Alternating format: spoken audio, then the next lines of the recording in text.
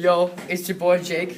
This is my home slice Jayden, and we got Vic on the cam. We about to show you our cell project. This is the beginning of interphase, and the cell is growing. The cell makes proteins. 3, 2, 1. This is guanine, always pairs with cytosine. Adenine, always pairs with thymine. During DNA replication, the strand of DNA breaks off, makes two identical, so it can have two different strands of DNA. Go.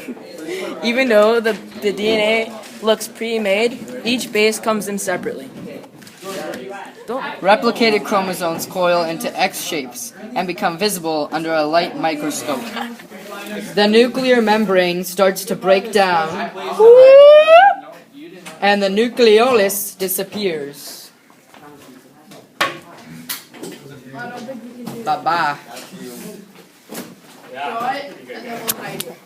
DNA in the form of chromatin, loosely coiled, is important because RNA still needs to make the proteins that can be produced. It is loosely coiled so that sections of it can unwind for the RNA to be made. Are we done? Yeah. Spindle fibers begin to form, stretch across the cell from centrioles, which in animal cells have migrated to poles of the cell. Chromosomes attach to spindle fibers at their centromeres. Nuclear membrane disappears. Spindle fibers pull chromosomes into a line at the equator of a cell.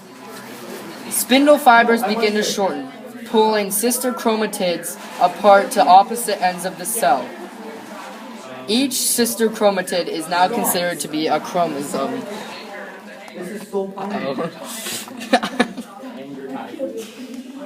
Oh no. There we go. One complete set of chromosomes is at each end of the cell. Spindle fibers begin to disappear. Nuclear membrane forms around chromosomes so that the nucleolus appears.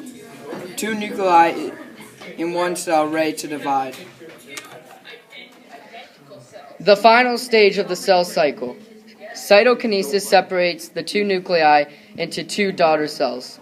These new cells are identical to the original parent cell. In the animal cells, the cell membrane pinches together to divide the cell cytoplasm and organelles.